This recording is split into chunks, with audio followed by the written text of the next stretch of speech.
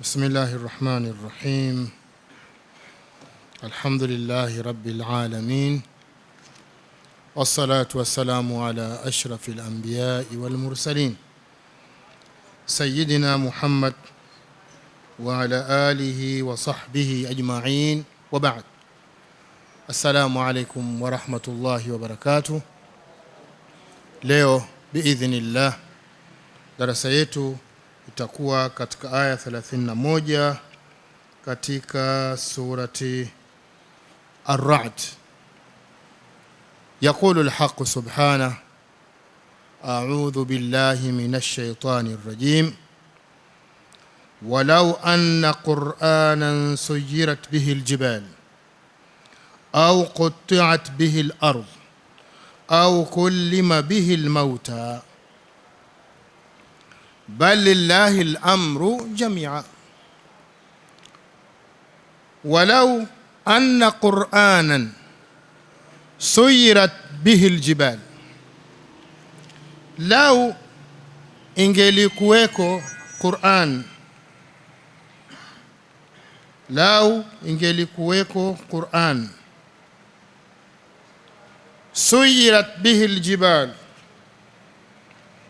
ambayo majabali yangeliendeshwa kwayo. Walau anna Qur'anan suyirat bihi aljibal, lau kama ingelikuwako Qur'ani inayoendeshwa kwayo milima, inayoendeshwa kwayo majabali.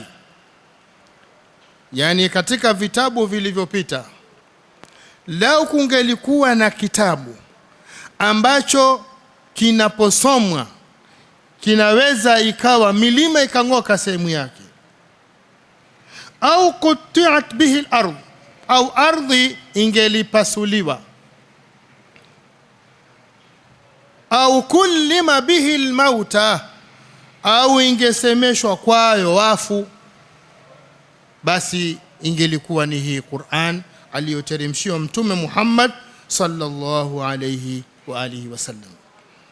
Anasema Allama Ibn Kathir fi tafsiri hadhihi al-aya, katika tafsiri aya hii, yaqulu ta'ala madihan lil-Qur'an, Mwenyezi Mungu anaisifia Qur'an, alladhi anzalahu ala Muhammadin sallallahu alayhi wasallam, ambayo amemteremshia Mtume Muhammad sallallahu alayhi wasallam, wa mufaddilan lahu ala sairil kutubil munazzalati qabla, na namna alivyokifadhilisha kitabu hii au hii Qur'ani juu ya vitabu vyote vilivyoteremshwa kabla yake.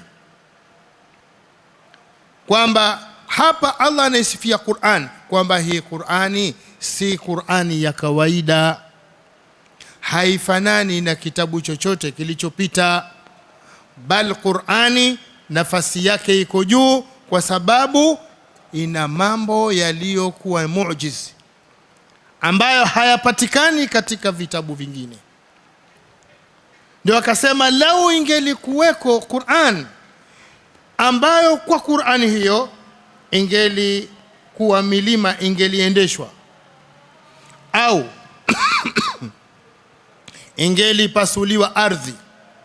Kuendeshwa milima maana yake ingetoka kwenye sehemu yake, kama itakavyokuwa siku kama ikang'oka ikawa inatembezwa.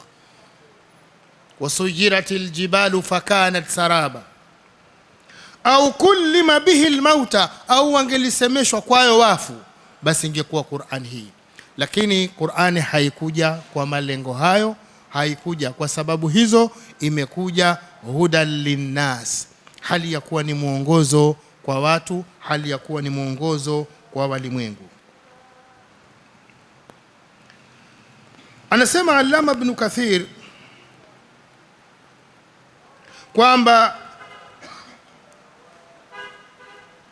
kwamba haya yaliyomo katika Qur'an ni mambo ambayo ni muujiz, la yastati'u al-insanu wal-jinnu an akhirihim, hawezi mwanadamu wala jini wote idha jtama'u an ya'tu bimithli, kuleta mfano wa Qur'ani hata wajapo kusanyika, kama alivyosema katika sehemu nyingine, qul la in jitama'atil insu wal jinnu ala an ya'tu bimithli hadha alquran la ya'tuna bimithlihi walau kana ba'dhuhum li ba'dhin dhahira.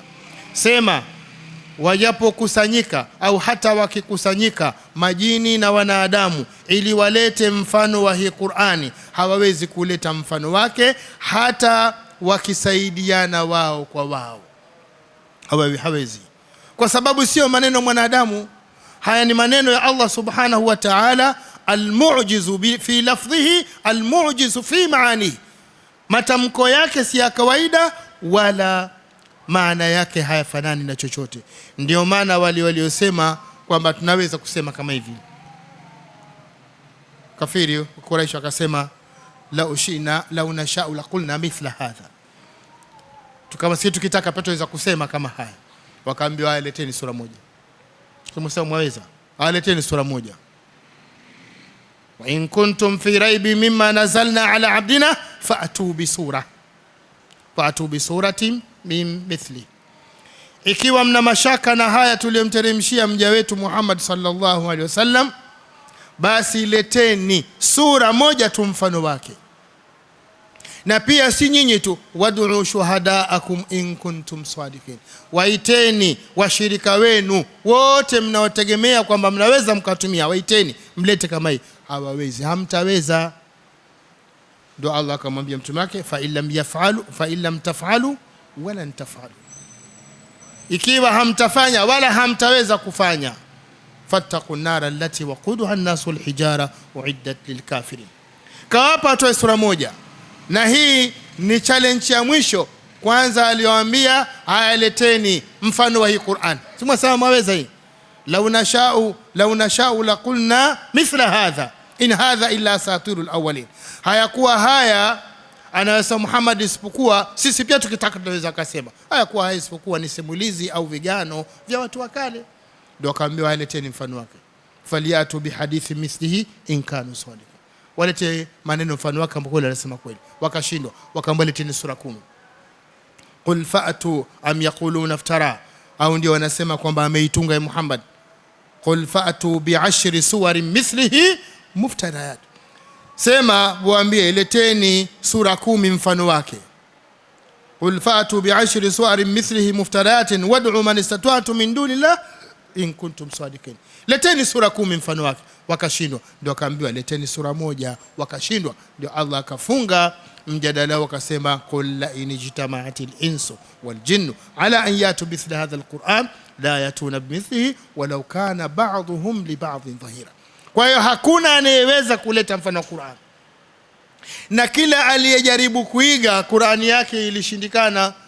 Kulikuwa na watu ambao hawana haya, nao walidai kwamba ni mitume, akiwemo Musailima, ambaye mtume alimuita Musailimatul kadhab kwa sababu mtu huyu alikuwa upande wa Yamama. Sasa hivi imekuwa yote ni nchi moja ndani ya Saudi Arabia. Kwa hiyo alitoka Yamama, aliposikia habari za mtume akaja Madina. Mtume akamtazama pamoja na ujumbe wake, akamwambia, wewe lao waniomba hiki kijiti sikupi. Yaani mtume alishajua kwamba huyu ana jambo. Alipofika kwao tu akatangaza na yeye ni mtume.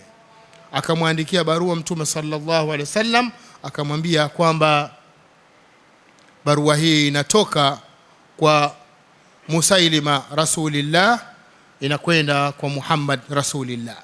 Amma ba'd fa inni sharikuka fi nubuwa. Barua hii inatoka kwa Musailima, mtume wa Mwenyezi Mungu, inakwenda kwa Muhammad, mtume wa Mwenyezi Mungu. Amma ba'd, mimi ni mshirika mwenzako katika utume. Mimi nina sehemu yangu na wewe una sehemu yako, ingawa nyinyi Bani Mudhar mna choyo sana. Mtume sallallahu alaihi wasallam akamjibu kwa kumwambia, min Muhammadin Rasulillah ila Musailimatal kadhab. Inatoka barua hii kwa mtume Muhammad, mtume wa Mwenyezi Mungu, inaelekea au imfikie Musailima, muongo aliyebobea, muongo mzandi, al-kadhab, rongo lo zandiki. Amma ba'd fa innal arda lillahi yurithuha man yasha. Ardhi ni mali ya Mwenyezi Mungu, humpa mtakaye. Wewe wagombea ardhi, Ardhi mwenyewe ni Mwenyezi Mungu, ni mali yake. Humpa mtu nafasi akamwambia haya, kaa hapa, tawala hapa. Yeye mwenyewe ndiye anayefanya hivyo. Wal aqibatu lilmuttaqin. Bal lillahi al-amru jami'a, bal mambo yote ni ya Mwenyezi Mungu. Bal lillahi al-amru jami'a, bal ni ya Mwenyezi Mungu mambo yote, yani yote Mwenyezi Mungu ndiye anayefanya atakavyo, ndiye anayeamua atakavyo, sio mwanadamu anayeamua hilo. Bal lillahi al-amru jami'a, bal mambo yote ni ya Mwenyezi Mungu.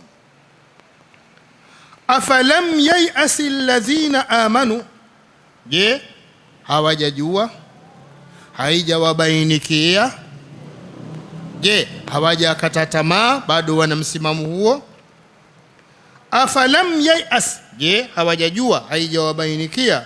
Alladhina amanu, wale ambao walioamini, wale walio waislamu. Allau yasha Allah, lau angelipenda Mwenyezi Mungu, lahada nasa jamia, angeliwaongoza watu wote. Hawajui kwamba Mwenyezi Mungu aongoza amtakaye, na kaiacha nafasi ya kuongoka, nafasi ya kufuata haki, kaiachia wao wenyewe wachague. Inna hadainahu sabil imma shakira wa imma kafura, tumemwekea bainishia njia, ima mtu mwenyewe awe mwenye shukurani kwa kumfuata Allah, au mwenye kukufuru akawa si mwingi wa shukurani. Kwa hiyo Allah lau angelitaka watu wote wangeongoka, lakini Mwenyezi Mungu hajataka hivyo, kaliweka jambo hilo ni la hiari. Lakini pamoja na hiari, Allah mpaka alete taufiki yake, kwa sababu kukubali Uislamu mpaka Mwenyezi Mungu afungue moyo. Na mtu ili afunguliwe moyo wake, Allah akufungulia moyo wako kuwa Muislamu, maana yake kakupenda. Ndio maana Allah asema, man yuridillahu an yahdiyahu yashrah sadrahu lilislam, yule ambaye Mwenyezi Mungu anataka muongoze humfungulia kifua chake kukubali Uislamu, akaona nafsi yake inaelekea katika Uislamu. Wa man yurid an yudillahu, na yule ambaye anamwacha kupotea, yaj'al sadrahu dayiqan haraja, hukifanya kifua chake kuwa kinaona tabu, kinaona dhiki. Kaannama yasaadu fi sama, kama kwamba anapanda mbinguni kusikokuwa na hewa inayofanana na yeye. Sasa mwanadamu kaekewa mfumo wake special wa maisha, ana eneo lake, hilo ndio eneo la kulijidai. Akitaka ende juu zaidi, lazima na hewa nyingine ya kumsaidia kule juu. Ndio maana hao wanataka kwenda kumwezini, lazima wawe na vyombo ambavyo vitawafanya wafike kule, lakini wawe na oxygen ya kuwatosha. Anayetaka azame chini ya ardhi, lazima wawe na vyombo vya kumsaidia, kwa sababu hewa kule haiko ambayo ni special kwake yeye katika maisha haya anayoishi ya kawaida. Kwa hiyo Allah subhanahu wa ta'ala anasema yule ambaye anampenda kuaongoke, anamfungulia kifua kubali Islam. Lakini yule ambaye hakutaka kumpa uongofu, anakifanya kifua chake kizito, kinaona tabu.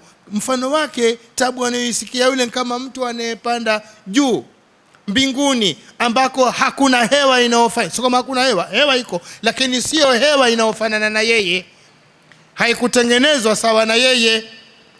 Hii anaifanya Allah kinakuwa kigumu, anakuwa hakubali Uislamu. Kwa hiyo ukiona wewe Allah kakuongoza kwenye kufuata Uislamu, basi jua ni shukrani kubwa sana sana. Ni jambo la ajabu, ni jambo la kusikitisha kuwa ukaingizwe motoni na hali ya kuwa ni Muislamu. Ni jambo la kusikitisha sana, kwa sababu vitu vyote Allah kisha kupendea kheri, ukawa Muislamu, akakuteremshia na Qur'ani, akakuletea na mtume akaondoka, sasa mimi naondoka, lakini nakuachieni vitu vile, hamtapotea tena baada yangu, na kuachieni kitabullah wa sunnati, na kuachia kitabu cha Mwenyezi Mungu na mwenendo wangu na maisha yangu, mnajifunza kutoka kwa mimi. Haya wapoteaje? Kwa hiyo Muislamu kwenda kuingia motoni ni jambo la ajabu. Na Mtume sallallahu alaihi wasallam anasema, aflaha man aslama waruzika kafafa wa qannahu Allahu mimma ata, hakika amefaulu yule aliyekuwa Muislamu na Allah akampa cha kumzuia na shida na dhiki, kampa riziki yake yenye kumtosheleza yeye, na akamkinaisha kwa kile alichompa, kwa sababu kanaa ndiyo muhimu sana. Waweza ukapewa kila kitu kwa nafsi yako bali haijaridhika, lakini ukapewa kidogo nafsi yako ikaridhika. Kwa hakika ni nafasi kubwa sana kukufanya wewe ni mwenye kuridhika.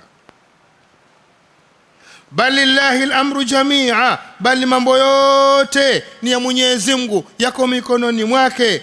Afalam yai'asil ladhina amanu, je, haijawabainikia wale ambao walioamini, allau yasha Allah, kama angelipenda Mwenyezi Mungu, lahada nasa jamia, angeliwaongoza watu wote. Kwa sababu kisha leta na kisha bainisha kila kitu.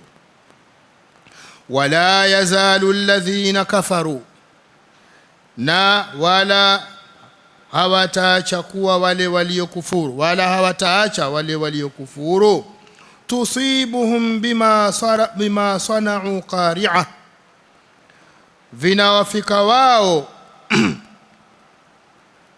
kwa sababu yale waliowafanya misiba. Inawafika wao misiba kwa sababu yale wanawafanya, yale matatizo ambayo mengi wanadamu yanawafanya, hususan makafiri, ni kwa sababu yale ambayo wenyewe wanafanya. Makosa mnapoyafanya ndipo Allah subhanahu wa ta'ala anakuleteeni mtihani kwa ajili ya kukusafisheni, kwa ajili ya kukufahamisheni msije mkarudia lile. Wala yazalu alladhina kafaru, wala haitaacha kuwa wale waliokufuru, tusibuhum bima sana'u qari'a, kuwafika wao misiba kwa yale walioyafanya. Kwa sababu misiba mingi wanaoipata wanadamu ni kwa sababu ya chumko nao. Dhahara alfasadu fil barri wal bahri bima kasabat aidi nnas, umedhihiri ufisadi bara na baharini kwa sababu ya yale iliyochuma mikono ya watu. Liudhiqahum ba'dha alladhi amilu la'allahum yarjun, ili Mwenyezi Mungu awaonjeshe baadhi ya malipo yale kwa wakiyafanya ili wapate kurejea, yani warudi kwa Allah subhanahu wa ta'ala.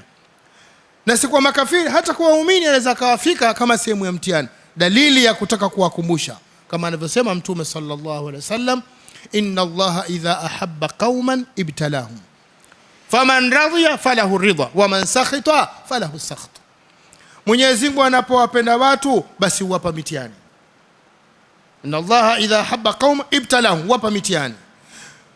Wale watakaoridhia kwamba huu ni mtihani wa Mwenyezi Mungu na wakamuomba Mwenyezi Mungu aondoshee, Mwenyezi Mungu atawapa ardhi zake.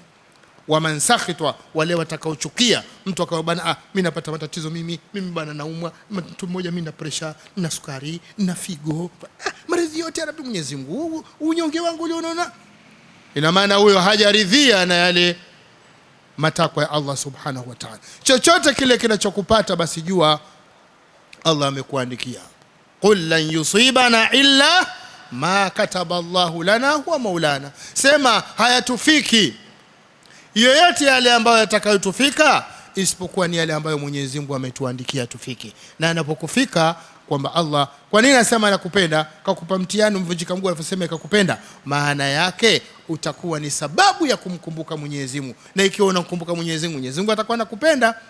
Utaomba dua, utaomba misamaha kwa Allah, Allah anakusafisha na unaondoka ukiwa safi. Hata mwiba ukikita ule peke yake ukavumilia, ni sehemu ya kufutiwa madhambi, sehemu ya kufutiwa madhambi. Ma yusibu almu'minu la yusibu almu'mina la yusibu mu'min min wasabin au nasabin, hapatu muislamu na shida yoyote, tabu yoyote au matatizo katika nafsi yake akavumilia, ila Mwenyezi Mungu humuondoshea kwa hilo moja katika madhambi, humfutia madhambi mpaka kutana na Mwenyezi Mungu na hana tatizo lolote. Kwa hiyo kubwa linapokufika usione umeonewa, jua Allah kakupa majaribio, livumilie lile, Allah atakupandisha daraja. Ndio maana mwanachuoni mmoja Sheikh Albani alitoa fatwa ambayo iko kinyume na utawala wa Saudia. Yeye alikuwa mwalimu zamani Saudia, nadhani Madina alikuwa mwalimu, akaondoka. Akaulizwa swali, unajua kuna watu wa maswali ya uchokozi. Akaulizwa swali la uchokozi, akalijibu. Hayo bwana akamwambia, hivi swali hili ulilolijibu labda ungekuwa uko Saudia ungejibu hivi?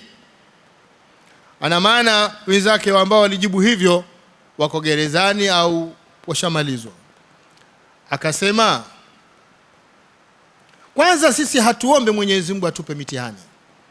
Ni kosa kwa mtu kuomba Mwenyezi Mungu akupe mtihani au kaomba kufa. Mwenyezi Mungu ana mitihani bwana, bora uniondoe duniani. La yatamannayanna ahadukumul maut, asije akatamani mmoja wenu mauti lidhurrin asaba, kwa sababu ya madhara au matatizo yaliyomfika akaomba Mwenyezi Mungu bora mimi nife. Asifanye hivyo. Ikiwa hana budi aseme Allahumma in kana alhayatu khayran li wa amiti in kana almautu khayran li, nipe uhai lakini ikiwa uhai kwangu ni khairi, na nipe mauti ikiwa mauti ana khairi. Wewe usinyang'anie kufa tu, unaijua sawa, maana ukishakufa tayari wewe ushafunga daftari lako, hakuna njia ya kujinasua. Lakini hapa wauma kiguu, unasijua kansa mguu, waweza wakatoa vipande mzima, waweza kusema Mwenyezi Mungu usamehe dhambi zangu, waweza tamka. Ukishakufa kuna kutamka. Kwa hiyo usitamani kufa, si jambo zuri, na wala usitamani maradhi, wala usitamani matatizo. Lakini Allah akikupa, anasema Sheikh Albani kwamba kama Mwenyezi Mungu akitupa mitihani, tunamuomba atupe na subira ya kuweza kuuvumilia ule mtihani. Mimi mimi ningekuwa popote, jibu langu lingekuwa hili. Ila hatuombi tupate mtihani, ila Mwenyezi Mungu anapotupa mitihani tunamuomba Mwenyezi Mungu atuwezeshe kuwa na subira. Kwa hivyo huo ndio msingi ambao wanavyuoni wameweza kuzungumzia. Wala yazalu alladhina kafaru, na wala hatachakuwa wale waliokufuru, tusibuhum bima sana'u qari'a, inawafikao misiba kwa sababu ya yale walioyafanya, au tahullu qariban min darihim, au yatashuka karibu na nchi zao. Ili iwe ni mafunzo. Allah anapoleta funzo, ima likakufikia wewe pale au likafika sehemu ambayo ni nje yako wewe, anataka upate mazingatio kwa lile. Lisiwe limetokea ukaona ya Mwenyezi Mungu akomesha. Hapana, ule mtihani uliowapa kwenu nyinyi iwe mafunzo. Mitihani iliyowafika waliopita zamani ni mafunzo kwetu sisi. Ndio maana Allah anatuzungumzia visa watu wa Nuh, mtume Nuh na watu wake na aliyojiri na mwisho uliokuwa. Anatuzungumzia habari ya Nabii Hud na watu wake na mwisho uliokuwa. Anazungumzia habari ya Nabii Lut na watu wake na aliyojiri, Ibrahim na wengineo wote ambao mtume Allah katuzungumzia katika Qur'an.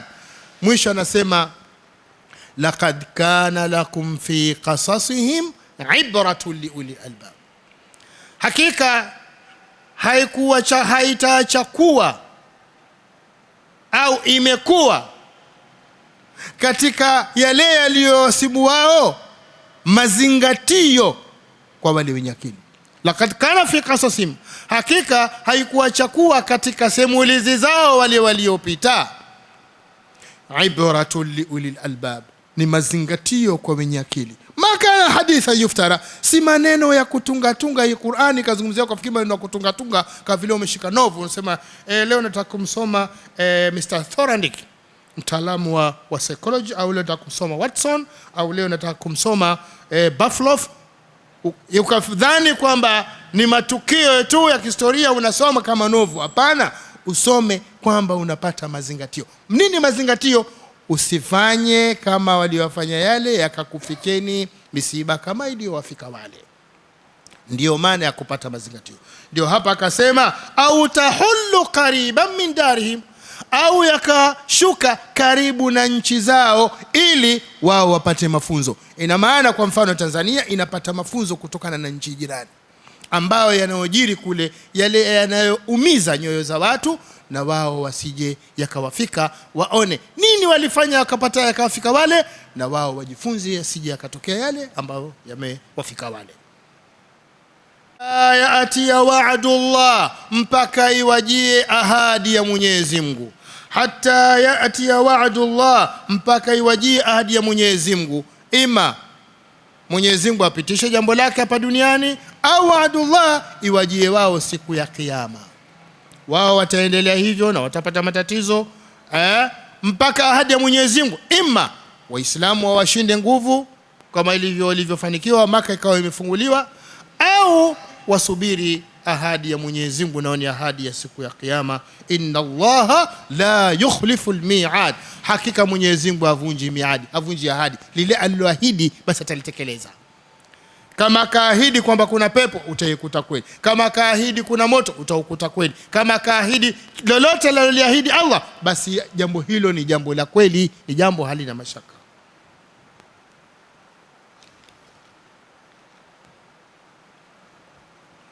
Walaqad istuhzi'a birusulin min qablik, kwa hakika walifanyiwa mzaha, walifanyiwa kejeli walichezwa shere.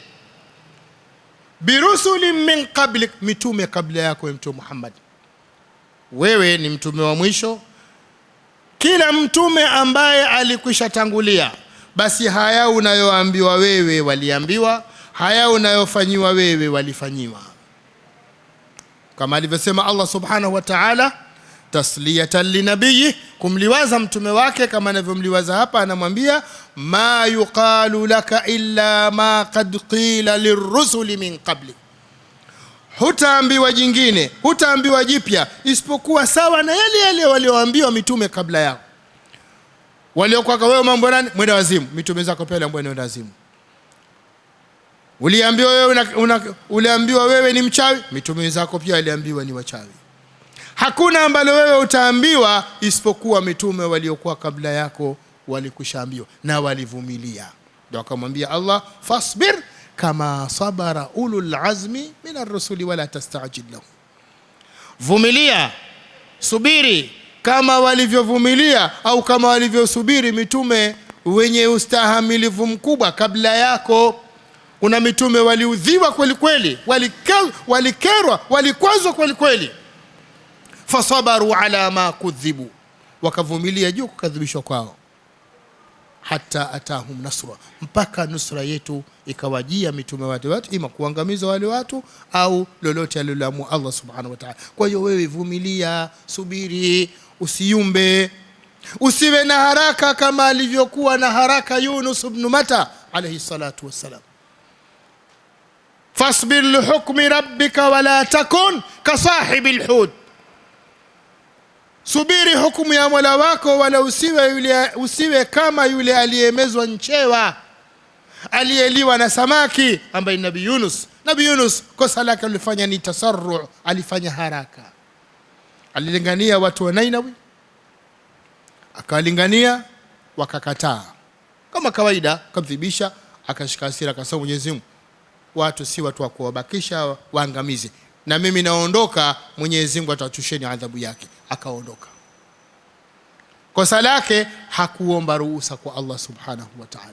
Wenzake wote walipokuwa wamefanya dawa mpaka wamekwama, wakarudisha taarifa kwa Allah, kama alivyokuwa Nuh alisema, qala rabbi inni da'awtu qaumi laylan wa nahara falam yazidhum du'ai illa firara wa inni kullama da'awtuhum litaghfira lahum ja'alu asabi'ahum fi adhanihim wastaghshaw thiyabahum wa asarru wastakbaru istikbara thumma inni.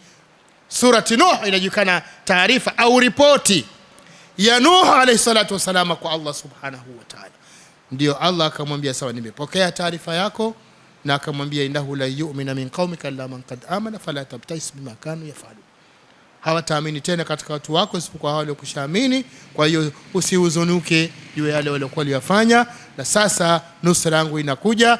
Hawa na Nuh alipoona kwamba ndiyo taarifa, akasema na mimi nachomekea, akaeka msumari wa moto, akasema rabbi la tadhar ala al-ardh min al-kafirin diyara innaka intadharhum yudhillu ibadaka wa la yalidu illa fajiran kafara, usimwache kafiri yoyote.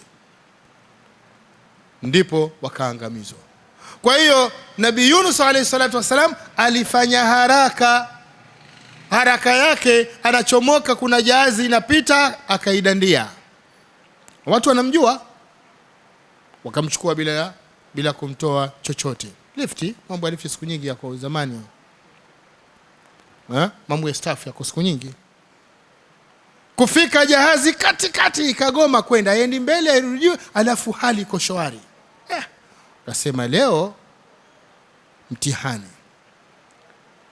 Nahodha akasema kwamba jamani, hali iliyopo, kuna mtu mmoja katika sisi kamtoroka bwana wake, kaondoka bila ruhusa ya bwana wake.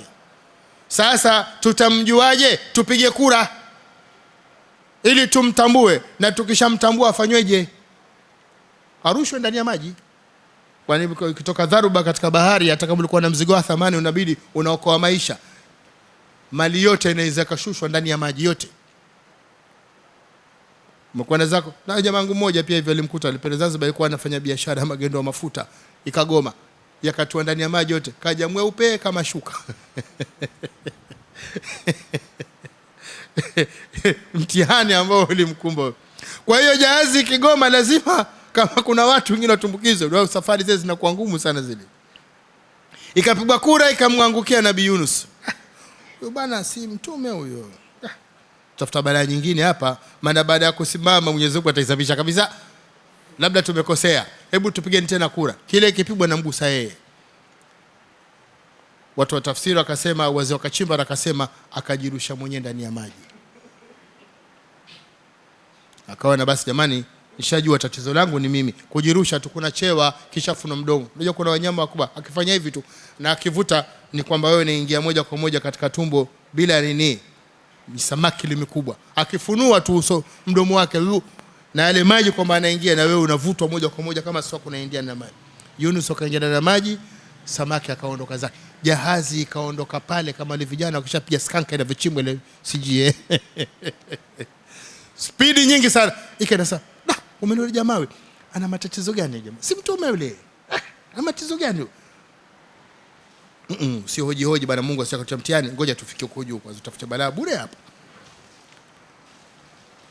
Akagundua kosa lake, ndipo akasema la ilaha illa anta subhanaka inni kuntu minadh-dhalimin. Hapa na Mola hapa kuabudiwa kwa haki ila wewe, utukufu ni wako, kutakasika na mapungufu ni kwako, mimi nilikuwa ni miongoni mwa wenye kudhulumu nafsi zao, nimefanya makosa, nisamehe ya Rabbi. Fastajabna lahu, tukamuitikia.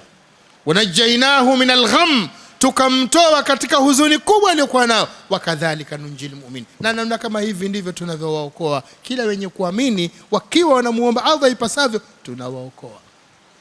Samaki akamwaya rudi, na samaki anakwenda spidi kuliko kiumbe chochote katika maisha. Akageuza mbwa, anaenda paka sehemu fulani, ukamtupe huyo, afu chakula kingine utapata. Huyu siye utaka kidogo tumpe discipline, kwa sababu kavunja shughuli, mambo yetu, amri yetu. Anapewa discipline, kambea kufika haya, akamtema haya. Samaki akageuza. Lakini ukiingia kwenye kile kiumbe mle ndani, ujue tayari ushaingia kama chakula, lazima utakuwa umeathirika kwa namna moja au nyingine. Lakini uwezo wa Mwenyezi Mungu ni mkubwa. Kaangusha ufukweni peupe, ghafla Allah akaleta mti wa mbitikh, unasema tikiti maji, ukaleta pale majani ukamfinika, kisha akawa anaanza kula matikiti maji kama sehemu ya kuongeza maji na chakula mpaka akapata nguvu, pata afya njema. Akaambwa baba, rudi kule kafanye dawa, watakawe pesi, nenda. Ukifika watoto watafuta Uislamu. Farsalnahu ila 100,000 au yazidun faamanu wamatta'nahum ila. Waliporudi kasema ashhadu an la ilaha illa Allah wa annaka rasulullah, watu wakasilimu. Kwa hiyo Allah anamwambia usiwe kama alivyokuwa Yunus, usiwe na haraka. Dawa haitaki haraka, kwa sababu kazi yako ni moja, ni kufikisha ujumbe tu. Habari ya kwamba wamefuata hawakufuata, hii sio kazi yako. Fa inma alayka albalagh wa alayna alhisab, ni juu yako wewe kufikisha ujumbe, na juu yetu siku hisabu, siku ya Kiyama. Kwa hiyo wewe usipate tabu, fikisha ujumbe, wala hutakuja ulizwa kwa nini fulani na fulani kaingia motoni. Inna arsalnaka bilhaqqi bashiran wa nadhira wala tusalu an ashabil jahim, hakika tumekutuma wewe Muhammad uwe mtoa habari njema na muonyaji, wala hutaulizwa habari za watu wa motoni. Muhammad, mbona Abu Jahl kaingia, mbona Abu Lahab kaingia motoni? Kufikisha ujumbe au utaulizwa hivyo? Ujumbe wataulizwa, ulifika ujumbe? Ulifika. Hoja? Kadha umefika. Na mitume wataulizwa, ulifikisha ujumbe? Naam, nilifikisha ujumbe. Una shahidi? Asema naye, nani? Umati Muhammad ndio mashahidi wangu. Umati Muhammad ndio kwa ushahidi. Mnatoaje ushahidi wa bwana kutoka kwa Nuhu mpaka kwa Muhammad ni mamilioni ya miaka, mlijuaje? Sema kitabu chetu tuambia inna arsalna nuhan ila qaumi. Kwa hiyo taarifa kwamba walipelekwa, lakini kadhabat qaum nuhin musa, hawa watu wa Nuh waliwakadhibisha mitume. Kwa hiyo ujumbe ulifikia wakakataa. Nuh umepita wewe, sisi tunawapitisha mitume. Wakadhalika ja'alnakum ummatan wasatan litakunu shuhadaa ala an-nas wa yakuna ar-rasulu alaykum shahida. Na namna kama hivi tumekufanyeni nyinyi, tumekujalia nyinyi kuwa umma bora uliodhihirishwa kwa watu, ili muwe mashahidi juu ya watu na mtume awe shahidi juu yenu. Kwa hiyo hapa ndio maana anasema walaqad istuzi'a birusulin min qabli, kwa hakika walikejiliwa, walifanyiwa mzaha, walichezwa shere mitume kabla yako kama unavyofanywa wewe. Fa amlaitu lilladhina kafaru, nikawapa muda wale waliokufuru. Kama kawaida Allah hana haraka.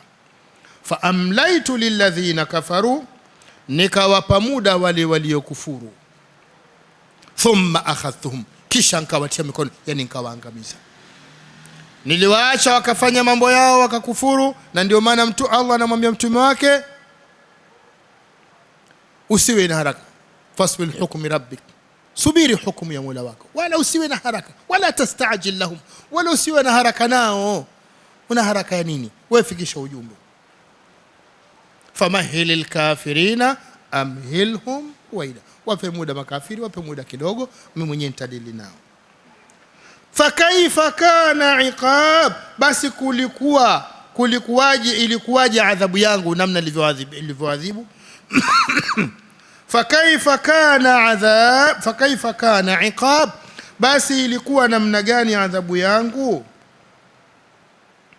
Kama vile alivyosema Mtume sallallahu alaihi wasallam, inna Allaha la yumli lidh-dhalim, Mwenyezi Mungu humpa muda yule mwenye kufanya dhulma, kufanya maovu. Hata idha akhadhahu, mpaka anapomtia mkononi, anapomwangamiza, anapomshika, la yuflit, haponyoki tena. Thumma kara Rasulullah sallallahu alaihi wasallam, kisha mtume anasoma aya ifuatayo, wakadhalika akhdhu rabbika idha akhadha alqura wa hiya dhalima inna akhdhahu alimun shadid. Na namna kama hivi Mola wako anapowatia mkononi, anapowaadhibu watu wa mji, na hali ya kuwa watu wa mji huo ni wenye kudhulumu nafsi zao kwa kufanya maovu, kwa kufanya maasi, kufanya shirki na mengineyo, hakika kuadhibu kwake inna akhdhahu alimun shadid, hakika kuadhibu kwake ni kukali mno. Kwa sababu adhabu ya Mwenyezi Mungu haina kipimo katika adhabu za mwanadamu.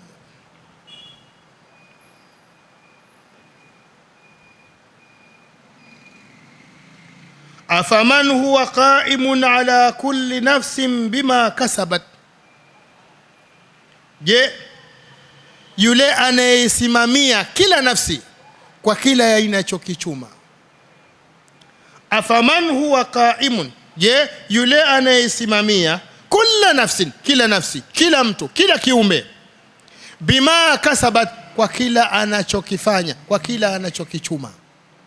Je, huyu si wa kuabudiwa? Si anastahili kuabudiwa? Kwamba yule ambaye Allah subhanahu wa ta'ala kila ambacho kiko duniani yeye ndiye anayekisimamia. Ndio maana na sifa ya al-hayyu al-qayyum. Allahu la ilaha illa huwa al-hayyu, mwenye uhai wa milele, al-qayyum, muendeshaji na msimamizi wa kila jambo. Sasa yule anayesimamia viumbe vyote kwa kila wanachokifanya, maana yake kwamba kila anachokifanya mwanadamu Allah anakijua na anakifuatilia.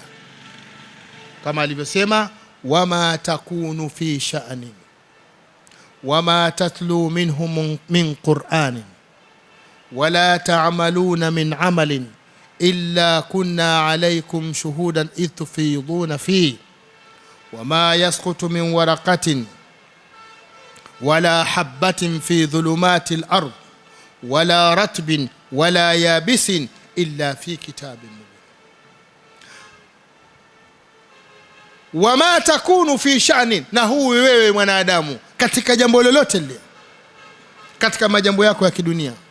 Wama takunu fi sha'nin wama tatlu minhu min Qur'an, na wala usomi katika muda huo Qur'ani au jambo lolote la khairi.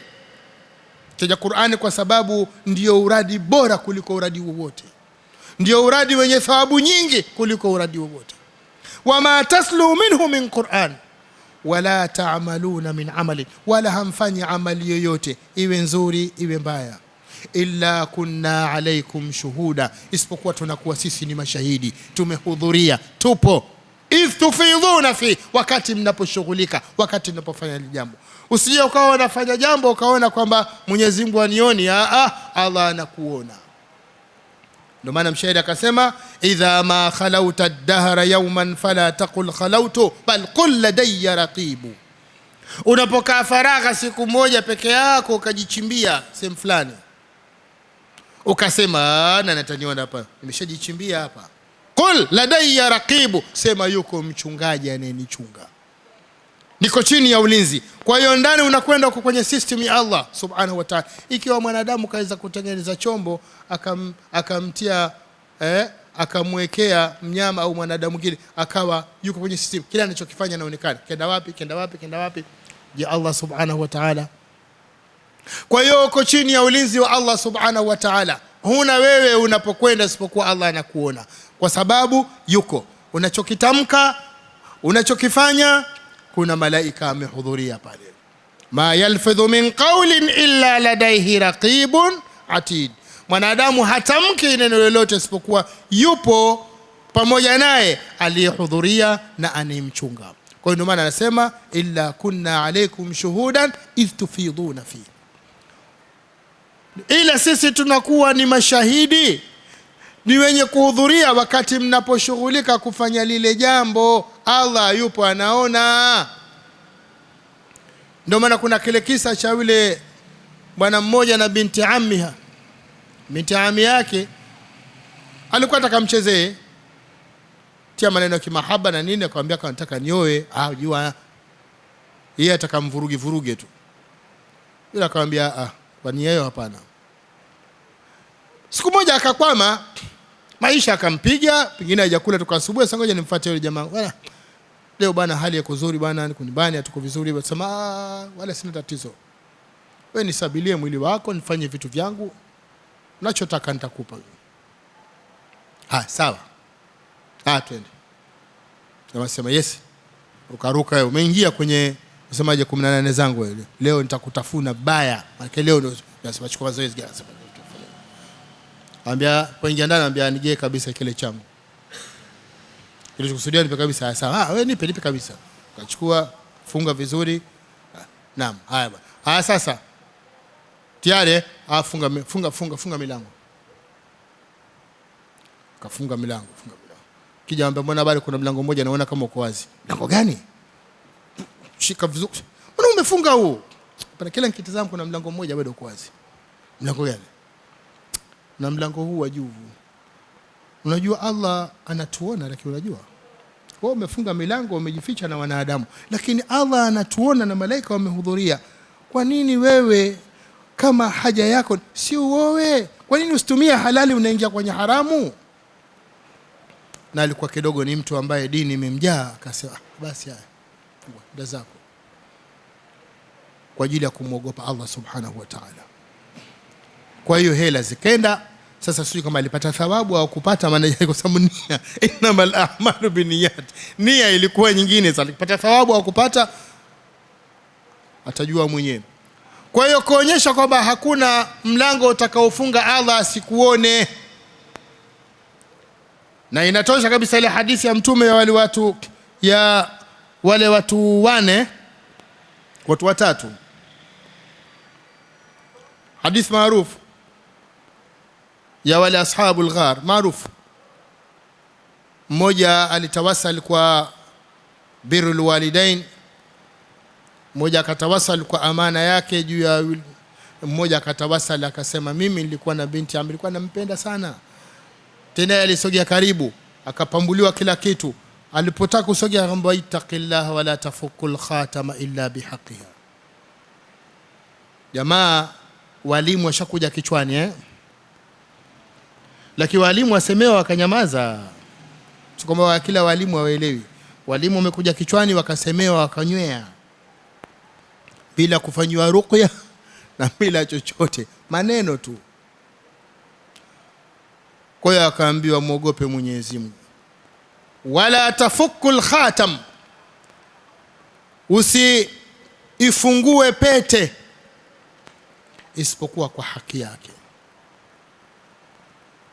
Ndio bwana akasema basi, akarudi kwa asema Rabbi, kwa lile nilolifanya kwa ajili yako tuondolee, tutowe katika ile katika mtihani huu, katika ile pango lilojificha. Likafunguka wakatoka zao. Kwa nini? Kumuomba Mwenyezi Mungu kwa amali zao njema. Kwa hiyo jifanye wewe ni katika ambao wanafanya amali njema, ili unapopata tatizo Mwenyezi Mungu kwa amali njema hii ndio ifanye Mwenyezi Mungu nifanyie jambo fulani. Sasa yule ambaye ni mwenye kusimamia kila nafsi, kila mtu, kila kiumbe kwa kila wanachokifanya, je, huyu si ndiye ambaye anastahili kuabudiwa? Lakini wote pamoja na hayo aliyofanya wako wanaoabudu asiyekuwa Mwenyezi Mungu Subhanahu wa Ta'ala. Ndio panasema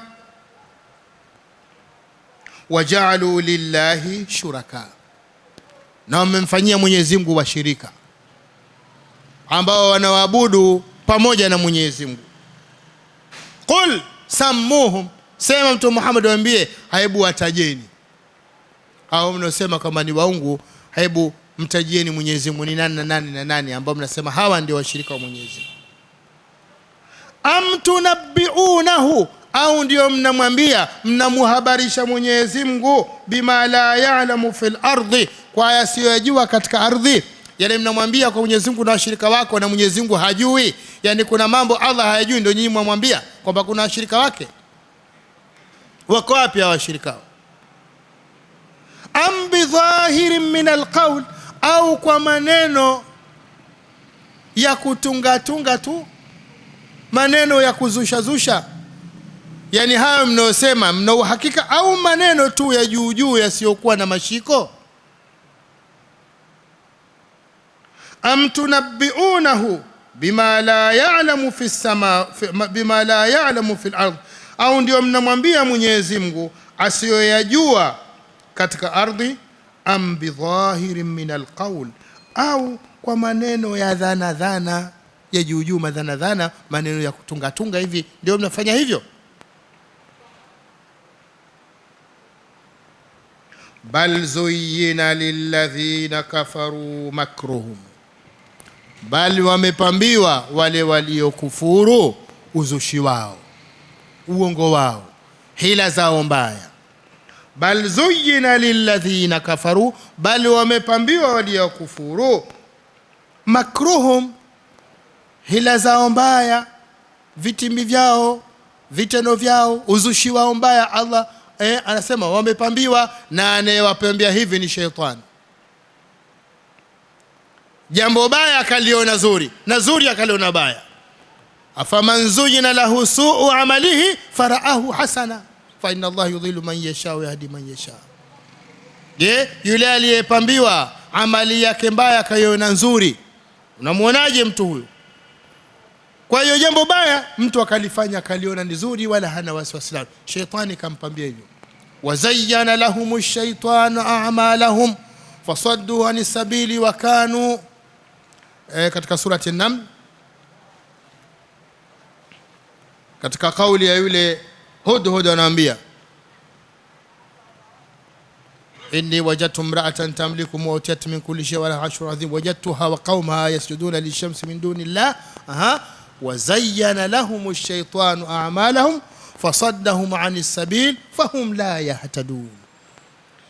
Aliwasema nime katika safari yangu nimemkuta mwanamke ana watawala, halafu hawa shaitani kawapambia wakawa wanaabudu jua. Baada ya kumwabudu Mungu wakawa ibada yao wanaliabudu jua, na shaitani amewapambia amali yao mbaya kuabudu jua wakaiona nzuri. Kwa hiyo hawakuwa wenye kuongoka. Hilo limewafanya alla yasulillahi alladhi yukhrijul khab'a fi samar, limewafanya wasiweze kumsujudia Mwenyezi Mungu ambaye ndiye aliyetoa vile vilivyofichikana katika ardhi na mingine, wakaacha hivyo. Kwa hiyo hawa hapa anasema bal zuyina lilladhina kafaru makru, bali wamepambiwa wale waliokufuru uzushi wao, uongo wao, na shetani afanya hivyo na hali aliwaumba ni Mwenyezi Mungu Subhanahu wa Ta'ala. Waja'alu lillahi shuraka aljinni wa khalaqahum wa khalaqu lahu banina wa banatin bighairi ilm, wamewafanya washirika katika majini. Waja'alu lillahi shuraka aljin, wakawafanyia Mwenyezi Mungu washirika wa kijini, maana majini wengi ndio wanawapoteza wanadamu. Wa khalaqahum, na hali Mwenyezi Mungu ndiye aliwaumba. Wa kharaqu lahu banina wa banatin bighairi ilm, sasa wale majini wakawatungia uongo wa kwamba Mwenyezi Mungu ana watoto. Kwa hiyo ni itikadi ambayo imeletwa na majini, wanapambiwa mpaka analiona jambo hilo nzuri na analitetea hilo. Wasuddu anis sabil, na wakazuiliwa na njia ya haki, kwa sababu kila panaposimama batil haki pale, kama hakuna haki basi inasimama batil. Ndio maana kila panapouliwa sunna inasimama bid'a. Sunna za mtume ziko za kutosha, lakini mtu anaziacha, na maana akiacha mtu sunna basi mahali pake patasimama bid'a. Akiacha mtu haki ujue baada yake patasimama batil. Akimwacha Allah ujue mbele yake atasimama shaitan. Wasuddu anis sabil, na wakazuiliwa na njia ya haki, wakawa hawaifati.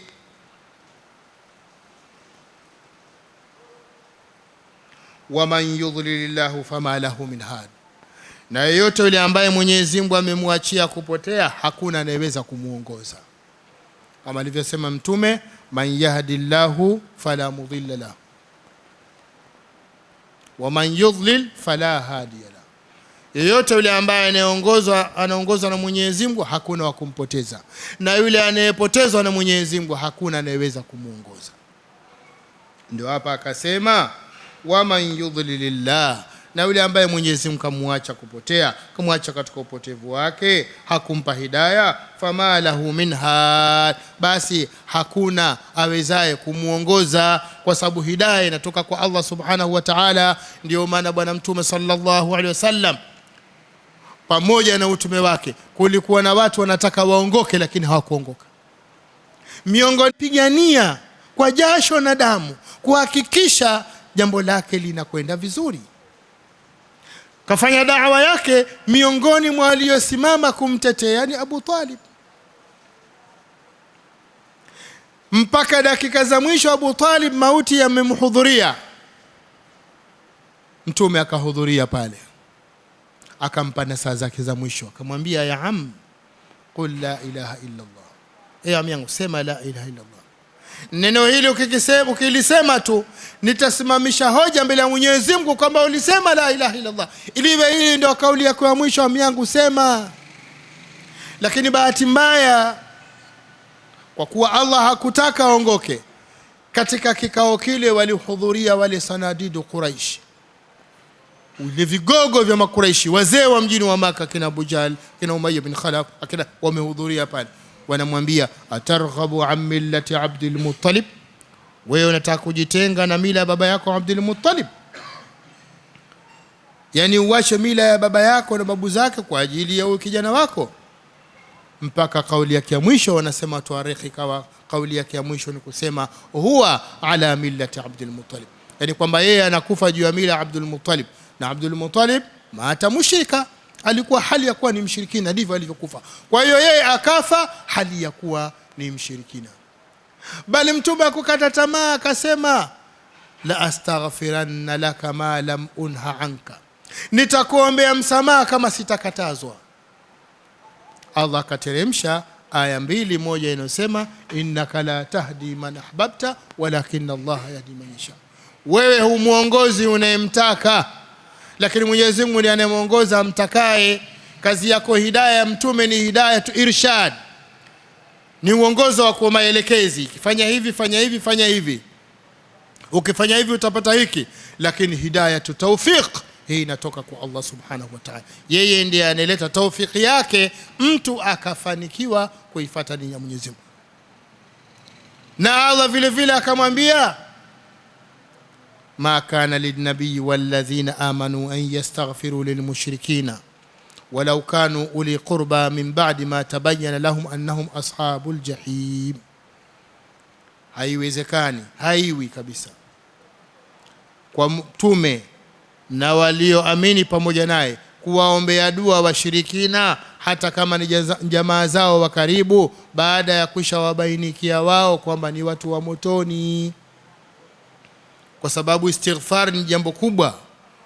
Ndio maana zawadi kubwa ambayo unaweza kumsaidia aliyetangulia katika haki mzazi wako kubwa kabisa ni kumuombea msamaha, kumuombea dua.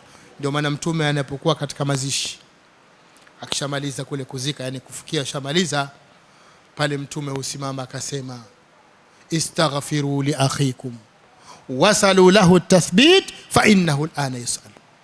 Jamani, muombeeni msamaha ndugu yenu, muombeeni Mwenyezi Mungu ampe ithbati ya kujibu maswali yanayoulizwa, kwani hivi sasa anaulizwa maswali yale. Kuyajibu sio taaluma, maswali yale kuyajibu ni taufiki ya Allah subhanahu wa ta'ala, mpaka Mungu akuwezeshe. Kwa hiyo muombeeni Mwenyezi Mungu, ndiye anayewezesha. Sema Mwenyezi Mungu, Allahumma ighfir lahu, Allahumma thabbithu bilqawli thabit. Mwenyezi Mungu mthubutishe awe na kauli thabit, aweze kuyajibu yale maswali. Kwa hiyo usije ukasimama na kitabu chako pale, una kanzu, una nguo 30 pale, ni shekhi mkubwa, unatoa elimu yako, haisaidii chochote. Kinachosaidia ni kitu kidogo. Ikiwa hatutakuwa na kosa ukisema ni kitu kidogo, ni istighfar peke yake. Sio kuja na jitabu lako kasema alana yatika ya amatullah, alana yatika almalakani alkarimani almuwakkalani almuhasibani fala yufzi'aka wala yurhibaka wala yukhawifaka. Maneno mengi. Hivi sasa nakujia malaika wawili, usiogope, usiogope, usiogope, fa innahuma khalqu min khalqillahi ta'ala, kwani hawa ni viumbe katika viumbe vya Mwenyezi Mungu. Alafu atokee mzingo wa nyuki ghafla, utokee pale, si viumbe vya Mwenyezi Mungu, watu watafanyaje? Kwani kila kiumbe cha Mwenyezi Mungu afikiri ni ndio unaweza ukasema usiogope? Nyuki tu mara ngapi watashaacha maiti wakakimbia kwanza, afu baadaye ndio wakarudi mmoja mmoja kuja kuzika. Sikil khalqu min khalqillah. Kwa hiyo usije ukarahisisha ukasema fa innahu khalqu malaika, unasema khalqu min khalqillahi ta'ala. Usikutishe, usiogope. Wa idha sa'alaka, wakikuuliza kila rahisi, man rabbuka faqul Allahu rabbi wama ikhwanuka faqul muslimuna ikhwani. Wakaondoka na mashonde nao, wasema muslimuna ikhwani sikaondoka na mashonde nao, almuslimuna ikhwani. Maswali ni matatu tu, lakini very heavy. Matatu tu: man rabbuk, ma dinuk, wa man nabiyuk. Yani ma taqulu fi hadha ar-rajul alladhi bu'itha fikum. Nani Mola wako ambaye ilikuwa kweli hapo juu malishabalika ulipokuwa duniani, ilikuwa Mola wako ni mwezi kuwa ni Mola wako ni nani? Sio kwamba wataja kirahisi. Dini yako ambayo ilikuwa ndiyo ambayo umefungamana na Mola wako huyu ni ipi? Na maana Uislamu ndio kitu cha kwanza kikaulizwa nacho, tauhid, masala tauhid. Je, huyu bwana aliyetumwa kwenu wewe ilikuwa unamzingatia ni nani? Maswali matatu. Kwa hiyo kama ni muwafaq, Allah akampa ithbat, anasema Allahu rabbi dini al-islam wal islamu dini wa Muhammadun nabii. Itoke sasa tuambie an sadaqa abdi fa afrishu lahu min aljanna. Mja wangu amesema kweli, hebu mwekeni kijitobo kidogo cha peponi, awe anapata rasha za peponi. Mzee pale ndio mahali paka utakapokaa, lakini itifaki imezingatiwa. Pale ndio mahali pako lakini itifaki Allah asema ukae hapa mpaka atakaposema, mpaka itakapotoka ruhusa ya Mwenyezi Mungu alete kiyama, amalize dunia, kisha afufue, kisha ukahesabiwe, ndio utakwenda pale. Ila tu mzunguko wote pale ndio mahali pako. Kama ni mtu ambaye hakupata taufiki ya kuweza kutamka la ilaha illa Allah, Allah akumwezesha, atabaki marab mkongoto utakaochukua si wa kawaida. Mkongoto ule wanasikia viumbe vyote ghairu thaqalain, isipokuwa majina watu vingine wanasikia tu. Jamaa anashughulikiwa hapa, jamaa tu wazikile mmoja muona mbuzi atafuna kumbe ana habari ya jamaa anyooshwa hapo. Kisha baada ya hapo afunguliwa kijisehemu, ankadhaba abdi, mja wangu amesema uongo, mfungulieni kijisehemu. Anaanza kupata adhabu. Yule wa kwanza anasema ya Rabbi aqimisa, dua yake kubwa kusema ya Rabbi aqimisa, Mwenyezi Mungu lete kiyama. Ana haraka nikapumzike pale, ya Rabbi lete kiyama nikapumzike. Wewe kama jitu uko unafanya maovu, malizane nawe vihisho baada ya Rabbi nikapumzike kule peponi. Huyu sasa akifunguliwa amba mzee pale ndio mahali pako, lakini itifaki imezingatiwa mpaka Allah atakapokumu pale. No, ya Rabbi la tuqimisa, Mwenyezi Mungu kiyama kichelewesha kidogo, maana ile adhabu anaiona ina afadhali kuliko adhabu iko mbele yake. Kwa hiyo ithbati ya hapa ni Allah subhanahu wa ta'ala, kama alivyosema yuthabbitu Allahu alladhina amanu bilqawli thabit fil hayati dunya wa fil akhirah wa yudhillu Allahu adh-dhalimin wa yaf'alu Allahu ma yasha. Mwenyezi Mungu humwezesha wale walioamini, huwawezesha kuitamka la ilaha illa Allah fil hayati dunya, qawli thabit fil hayati dunya, kwa kuweza kuitamka la ilaha illa Allah. Unaona akashindwa kuitamka yule Abu Talib, kaambiwa lakini imemshinda. Mtoto wa Kiyahudi akaja kaitamka. Mtume akaenda, kuna kijana wa Kiyahudi alikuwa akimsaidia nyumbani kufanya kazi zake na nini. Yule kijana akawa naumwa. Mtume akauliza, kijana mmoja anasema naumwa. Mtume hakuwa na tabia kama tulizokuwa nazo sisi. Alikwenda yeye pamoja kwa ni mfanyakazi wake, lakini aliondoka kwa mguu wake kwenda kumsalimia. Na hiyo ndio sifa ya Mtume sallallahu alaihi wasallam. Na yule anayetaka kuiga shekhe aige, sio shekhe unakuwa mna moyo mgumu kama jini al-bahr. Lazima uje usalimiwe wetu, haiwezekani. Wewe ndio unatakiwa khadim, wewe ndio. Fulani mbona simuoni? Naumwa. Leo nitakwenda inshallah kamuone. Au shaka vipi? Uko nyumbani? Nakuja. Siku hizo bado sio. Bwana nakuja bwana, tutakuja kusalimia. Faraja atakoisikia yule mfuasi wake atajisikiaje? Ataona kanijali bwana. Na kweli alipofika pale akamkuta katika hali mbaya, akamwambia ya ghulam, qul la ilaha illa Allah. Wewe kijana sema la ilaha illa Allah. Alikuwa anamhudumia na haja slimu. Na baba yake ni Myahudi yuko pale. Yule mtoto anamwangalia baba yake. Baba yake nyamaza. Mara ya kwanza, Mtume mara ya pili, mara ya tatu, yule kijana Allah kwa sababu kampata ufiki. Yule bana kwa ubaya wake na wewe, lakini pia akamwambia ati Abul Qasim. Akamwambia mwanangu, msikilize Abul Qasim anavyosema. Akatamka la ilaha illa Allah, mauti akamchukua. Mtume anaondoka sema alhamdulillahi alladhi anqadhahu Allahu bi minan nar. Sifa njema ni za Mwenyezi Mungu ambaye kijana yule Mwenyezi Mungu amemuokoa na moto kwa sababu yangu mimi, kwa maombi yangu mimi. Kwa hiyo Allah akampa taufiki mtoto wa Kiyahudi, lakini ami yake karibu Allah akampa taufiki kwa sababu Allah ndiye anayetoa ithibati. Kwa hiyo kuitamka la ilaha illa Allah sio kama mtu aweza kuitamka ikifika pale gargara, mpaka uwe na ithibati Allah kuwezeshe. Hata kwambia sema la ilaha illa Allah, bwana mbona fanya fujo bwana, mimi naumwa sitaki ondoka. Haitamkwi hivi hivi. Na ile ya pale kaburini pia huwezi ukayatamka hivi hivi kwa kufundishwa tu. Wale walioko pale juu wako kikazi zaidi, lakini sio kwamba labda ni jambo linamfaa yule aliyekufa. Ama talqini ile kusudiwa ni talqinul muhtadhir, yule aliyehudhuria kama alivyofanya Mtume, sema la ilaha illa Allah, qul la ilaha illa Allah, umwambie pale. Katika robo ya ibada au anasema muqaddimatul hadramia, anasema litasemwa neno hilo mara kwa mara pale mtu amehudhuria, anasema la ilaha illa Allah, ili naye asikie afanyeje, atamke la ilaha illa Allah. Bal zuyina lilladhina kafaru makruhum wasuddu anis sabil waman yudhillahu fama lahu min had. Na yoyote yule ambaye aliyeachiwa na Mwenyezi Mungu kupotea, hakuna wa kumuongoza. lahum adhabun fil hayati dunya, watapata wao adhabu, watakuwa nayo adhabu katika maisha ya dunia, hawa ambao ni waovu.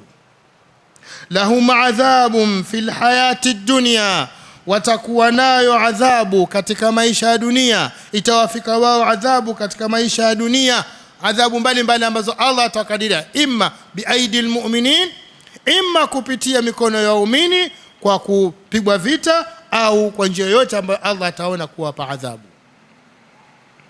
Wala adhabul akhirati ashaq, na adhabu ya akhira ni ngumu zaidi. Wala adhabul akhirati ashaq, na adhabu ya akhira ni ngumu zaidi. Adhabu ya akhira ni adhabu kali mno, adhabu ngumu mno. Ndio maana kwa maana na kariri ile hadithi ya bwana mtume sallallahu alaihi wasallam anasema, inna ahwana ahli an-nari adhaban yawm al-qiyamah la rajulun tudau fi akhmus qadamayhi jamratan yaghli minhuma dimaghu, hakika mwenye adhabu ndogo ya siku ile ya kiyama, yule aliyehukumiwa kwa motoni, ni mtu ambaye ataekewa makaa mawili chini ya miguu yake, chini ya nyayo zake. Makaa yale kwa tendo la kuweka nyayo zake au miguu yake pale, mbongo unachemka kama kinavyochemka chungu. Huyo ndio anaambia adhabu ndogo. Haya kubwa ikoje? Hiyo ndio adhabu ndogo ambayo Mtume asema yule mtu ambaye aliyokuwa motoni, inna ahwana, mwenye adhabu ndogo kabisa, ahwan yani ndogo kabisa, min ahli an-nar la rajulun tudha fi akhmus qadamayhi jamratan yaghli minhuma dimaghu, yule ambaye chini yake atakewa nyayo makaa mawili, tendo hilo tu ubongo utakuwa unachemka. Haya, pana adhabu ndogo hapo? Kwa hiyo mbele ya Mwenyezi Mungu kuna adhabu ndogo. Akasema wala adhabul akhirati ashaq, na adhabu ya akhira ni kubwa zaidi. Wama lahum min Allahi min wa, na wala hawatakuwa nao kwa Mwenyezi Mungu siku ya kiyama min waq, mwenye kuwalinda, mwenye kuwasaidia, mwenye kuwakinga. Hakuna anaweza kuwakinga na Mwenyezi Mungu siku hiyo. Kwa hiyo adhabu ya Mwenyezi Mungu ni adhabu nzito, ni adhabu inayotisha, na hakuna siku hiyo anayeweza kukusaidia. Hakuna mwanao, hakuna ndugu yako karibu, kama alivyosema Allah, yauma la yanfa'u malun wala banun illa man ata Allah biqalbin salim, siku ambayo haitafaa mtu mali yake wala watoto wake, isipokuwa kitakachomfaa ni yule atakayekuja tu na moyo uliosalimika na madhambi na maasi na ushirikina na maovu. Huyu ndiye atakayefaulu, kwa sababu kule hakuna isipokuwa kile chako, kile ulichokifanya, kile ndiyo chako, ndicho kitakachokuokoa, ndicho kitakachokuangamiza, na hakuna mtu anayekusaidia. Ndio Allah akawahofisha wanadamu, akasema ya ayuhan nas, ya ayuhan nas, enye watu, ittaqullah, mcheni Mwenyezi Mungu. Ya ayuhan nas taqu rabbakum, enye watu muogopeni Mola wenu mlezi. Wakhshau yawman la yajzi walidun an waladihi wala mauludin huwa jazin an walidihi shay'a inna wa'da Allahi haqq fala taghurrannakum alhayatu dunya wala yaghurrannakum billahi algharur. Enyi watu mcheni Mola wenu mlezi, na iogopeni sana siku ambayo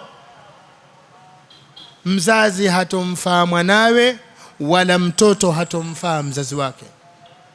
La yazi walidun an waladi wala mauludun huwa jazin an walihi shay'a, wala yule aliyezaliwa ni mtoto hatomsaidia baba yake chochote. Hakika ahadi ya Mwenyezi Mungu ni ahadi ya kweli. Anaahidi, usifikiri anatania, ni ahadi ya kweli. Na wa'dallahi haq fala taghurrannakumul hayatud dunya, yasikudanganyeni maisha ya dunia mkadanganyika mkaona wamal hayatud dunya fil akhirati illa mataa, hayakuwa maisha ya dunia katika akhira isipokuwa ni starehe ndogo, kama tulivyotangulia katika darasa zetu. Fala taghurrannakumul hayatud dunya wala yaghurrannakum billahi algharur, wala asiwadanganye huyo mdanganyifu mkubwa. Wala yaghurrannakum billah algharur, wala sikudanganyeni kwa Mwenyezi Mungu mdanganyifu mkubwa, yani shetani asije akakudanganyeni akakutisheni akawaambieni hakuna chochote, msidanganye, fanya leo si bado mdogo, sawa, fanya mambo yako, piga skanka na nini, ukishakuwa utaacha, itakuwa ni utoto tu. Shetani anakudanganya hivyo. Hujui na mauti ana wakati gani anafika, hana muda wewe, kwa sababu ni siri ya Mwenyezi Mungu. Twa uko katika maovu anaondoka nawe, ndio arabi rijuna, urudishwe wapi? Twende bwana, rudishwe wapi? Twende. Kwa hiyo usije ukadanganyika na maisha ya dunia, asije akakudanganya shetani. Siku ile ya kiyama ataruka, watu wataadhibiwa, wanateswa, alafu ghafla waseme Rabb, tuna maombi. Hamna maombi gani? Shetani ndio nukta ya gogoro, ndio balaa yote ni shetani. Aitwe shetani. Unasemaje baba? Naam ya Rabb, wako ndani ya moto. Nimekuja ya Rabb kuitikia wito wako. Aba jamaa wasikilize. Wewe wamzogome. Wewe shetani wewe. Atulieni. Sikilizeni kwa makini. Amma ba'd. Haina mukaddima, unaita khutbatun batra katika adab. Khutba ile kali ile ya kijeshi. Haina mukaddima. Ile kwanza alhamdulillah nahmaduhu ni furaha, lakini ikifika leo mtu achelewa ile mukaddima.